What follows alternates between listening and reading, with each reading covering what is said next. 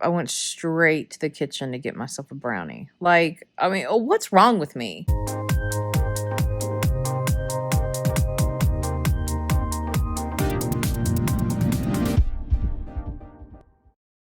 What's up, party people? It's Elizabeth with the Parkerfamnetwork. Today I'm going to talk to you about my recent 30-day challenge. So what I did for the past month was 100 squats per day for 30 days. I decided to do this challenge because about a month ago I was looking through all of my photos and some of my pictures from high school popped up, and I noticed that I went from toned and taut to chubby and chunky. So I told myself, don't cry about it, do something about it. So I cried about it for a couple of days. Then I thought, what better reason to do a 30-day challenge? So here I am 30 days later, not nearly as toned and taut as I was in high school. However, my legs are looking a little bit better. So here are little snippets of my journey. I just got done doing 100 squats. When I brush my teeth, I usually knock out 60. So one, that'll help the time pass, doing two things at once. And two, I don't really focus so much on the pain. It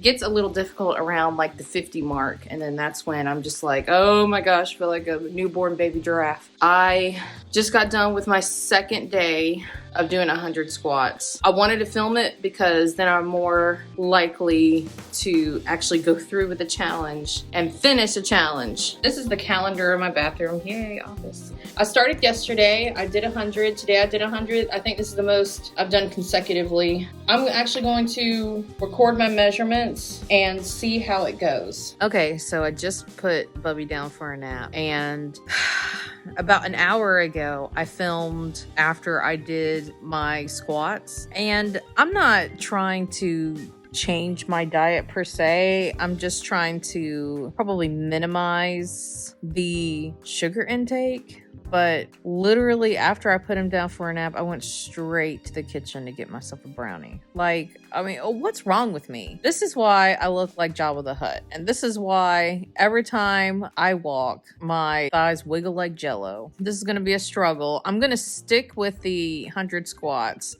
I'm not going to change my diet completely. I have been trying to drink more water and be more conscious of that. As far as, me going on a strict diet, I am just going to watch what I eat. And this is after me eating a brownie, of course. L for love.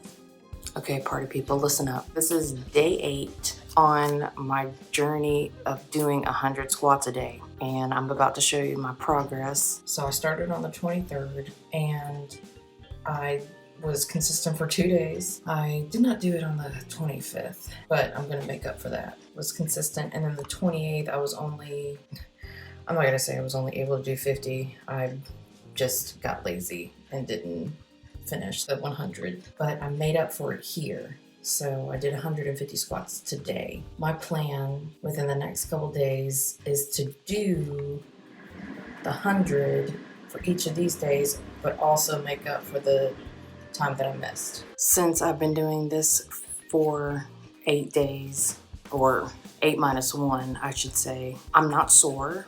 Like, my thighs aren't as sore when I go long periods of time without exercising, and then I start back up again, I get sore.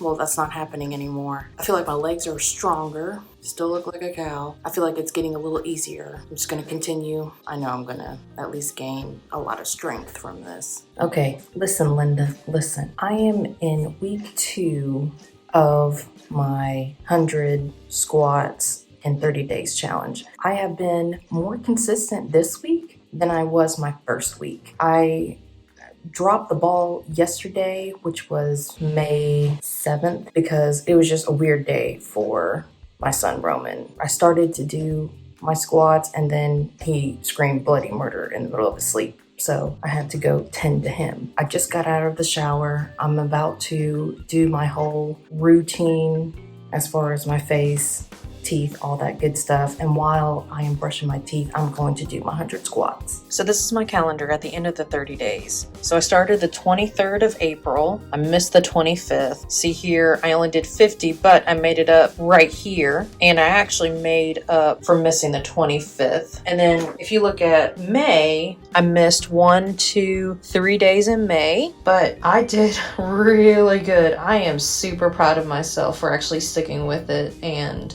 doing it so consistently, even though I did miss a couple days. I didn't beat myself up over it. I did a few extras here and there. I just didn't document it. I'm pretty pleased that I actually stuck with it. So let me show you a little diagram. So this is my body before pregnancy. Yeah, a little overweight, but I was happy, eating, doing well, still out of shape, but I didn't realize the extent of it. Boom.